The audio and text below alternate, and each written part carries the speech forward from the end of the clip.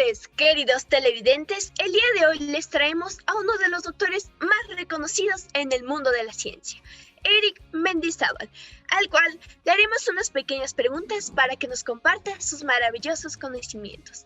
Además, el día de hoy me encuentro con mis dos colegas, Bárbara Orbea y María Eduarda Isa. Adelante, chicas. Hola queridos televidentes, les saluda Bárbara Orbea aquí transmitiendo desde el Jardín Botánico Nacional de Australia. Hola queridos televidentes, soy María Eduarda Isa reportando desde los estudios de la BBC en Londres y les tenemos una entrevista con uno de los científicos más conocidos del momento. Muy buenas tardes con todos los presentes. Me presento, soy Eric Mendizábal, reconocido doctor en ciencias biológicas, químicas y en este caso también de física. Es un placer compartir este espacio con nuestras tres hermosas reporteras que nos van a traer sin duda alguna conocimiento e información que el día de hoy yo estoy dispuesto a compartirles. Y bueno, Eric, cuéntanos, ¿cómo es tu vida en el mundo de la ciencia día a día?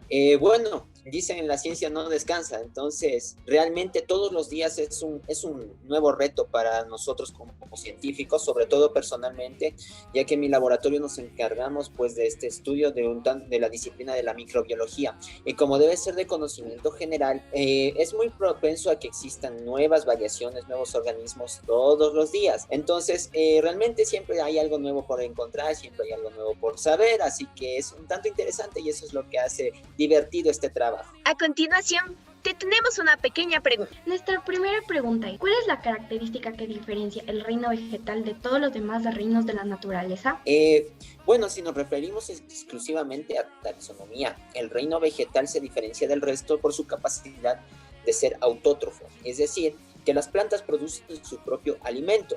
Además, carecen de locomoción y muchos de ellos presentan ciertos vasos conductores como el xilema y el floema que no están presentes en algunos otros organismos autótrofos como bacterias o incluso algunas algas. Sobre todo también se pueden diferenciar porque son pluricelulares como los animales en cierto punto, es decir que tienen estructuras básicas funcionales y eso les ayuda a diferenciarse un tanto de la parte de los hongos, que igual ellos son multicelulares, es decir que cada célula si las pudiera romper, dividir, va a cumplir la misma función. Entonces las plantas realmente son muy similares a los animales, son organismos sumamente desarrollados, pero con la característica esencial que utilizan sus propios organelos celulares para producir su alimento. ¡Wow! El reino vegetal es toda una maravilla. Bueno, la otra pregunta es, ¿qué estructuras dentro de las células vegetales ayudan con la fotosíntesis? Ahora, si nos remontamos directamente a citología vegetal, entre las principales estructuras que nosotros vamos a encontrar son las mitocondrias, porque van a almacenar la energía, y el adenosíntrifosfato que produce la fotosíntesis. Encontramos ribosomas que sintetizan las proteínas necesarias para este proceso, pero sobre todo el corazón de la fotosíntesis es el cloroplasto. El cloroplasto es un organelo de apariencia verdosa que se encuentra en el citoplasma celular y que al recibir el estímulo fótico de la luz solar va a producir una transformación química, va a traer todas las reservas que se encuentran en las vacuolas de la planta y a transformarlas en combustible para la misma.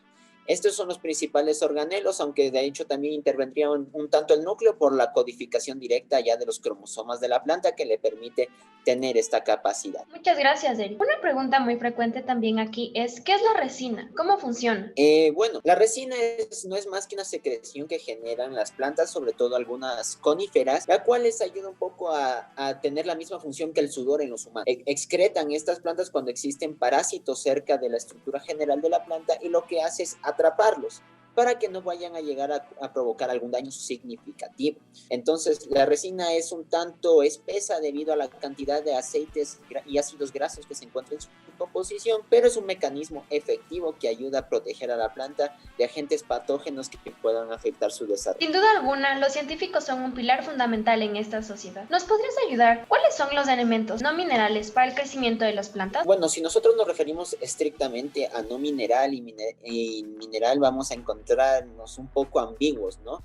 Mineral puede ser cualquier clase de roca o compuesto inorgánico, y en efecto las plantas utilizan mucho de esto, pero si nos remontamos al sentido estricto de la palabra mineral, podríamos mencionar tal vez a los abonos orgánicos, los cuales podemos encontrar directamente por muchos agricultores, residuos orgánicos de algunas proteínas como la celulosa, la galactosa y la fructuosa, y por ejemplo algunas veces incluso se le puede considerar al agua, pero en este caso nos vamos a referir directamente a los abonos, pues son los más conocidos en este campo. Eric, nos has dejado impresionadas. La siguiente pregunta es, ¿cómo se produce la dispersión de las semillas? Bueno, en el caso de la dispersión de las semillas, es algo interesante porque las plantas, sobre todo las angiospermas, que son las plantas de semilla cubierta, y diferenciadas, bueno, de las gimnospermas, que son las de semilla desnuda, lo que hacen es hacer un mecanismo de difusión un tanto interesante. Crean el fruto, el pericarpio, lo que nosotros consumimos en las mañanas, ellos lo utilizan como un cebo, para que los animales cuando quieran comer la fruta, coman la fruta y se traguen las semillas. Y como las semillas tienen un mecanismo muy resistente a la digestión gástrica de los animales, pues salen y se quedan fertilizadas en el suelo y permiten dispersarse y así propagar la especie de la planta en diversos ecosistemas. Ahora, hay otras plantas en exclusivo, sobre todo las nectofitas, que utilizan esporas para su propagación, o algunas que utilizan el viento mismo, como las coníferas y las plantas de semilla desnuda, para que al caer al suelo puedan generar nuevos organismos y así conquistar grandes extensiones de terreno. Faltó una pequeña interrupción. Si desean hacer preguntas, curiosidades o simplemente saludar al doctor Eric, solamente marcando al 000-553 puedan hacerle las preguntas que ustedes quieran y aclarar todas sus dudas. Bueno, como se era de esperar, tenemos una persona en la línea. ¿Sí? ¿Con quién hablo? Hola, buenas tardes. Habla con Adam Guerrero, de la universidad. Quería saber si es que el doctor Eric me podría ayudar con una pregunta. Tengo 5 minutos para mi examen. Claro que te va a ayudar. Dinos tu pregunta. Bueno, me preguntaba cuál era el proceso por el cual las plantas verdes y algunos otros organismos transforman la energía luminosa en energía química. Bueno, primero extenderte un saludo, Adam, y tranquilo que vas a lograr esa prueba porque estamos aquí para apoyar. El proceso directamente es lo que nosotros conocemos como fotosíntesis, ya que directamente utilizando la luz solar y algunos componentes orgánicos se transforma en glucosa y en algunos almidones que ayudan al desarrollo de la planta. Espero que te haya ayudado muchísimo esta respuesta. Sí, muchísimas gracias. Este doctor sabe bastante sobre estos temas. Por supuesto que sabe, pero esperen, no se vayan, que tenemos otra persona en espera. Sí, ¿aló? Buenas tardes, mi nombre es Esteban Jiménez y tengo 2 preguntas para el doctor. ¿En dónde se realiza la fase dependiente de la luz en la fotosíntesis? Igualmente extenderte un saludo y en este caso la recepción fótica de la luz se realiza ya directamente en las hojas. Las hojas son el órgano de la planta que al estar más expuesto y recibir la mayor cantidad de luz solar, tienen la habilidad de que sus cloroplastos actúen de una manera más efectiva.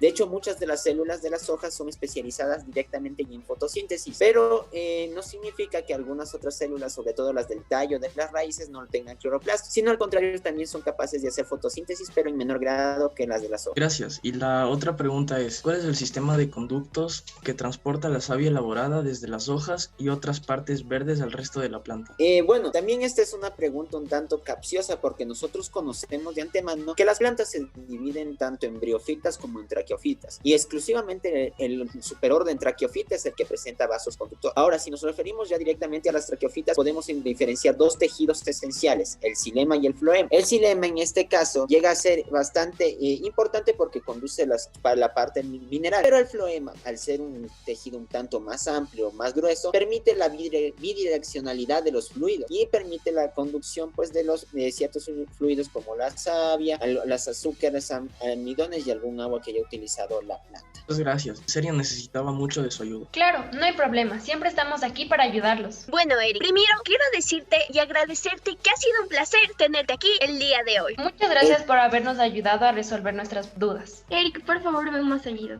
Bueno, el placer es todo mío, chicas, y realmente pues yo estoy abierto a las invitaciones para solventar cualquier duda que necesiten en cualquier tema del campo científico en el que yo me especialice. Pues estaré gustoso y abierto pues de seguir compartiendo aquí con esta notable y cálida audiencia. Eric Mendizábal, estudiante en Oxford, miles de premios Nobel y muchísimo carisma. Un saludo y un abrazo grandote a todas sus casas.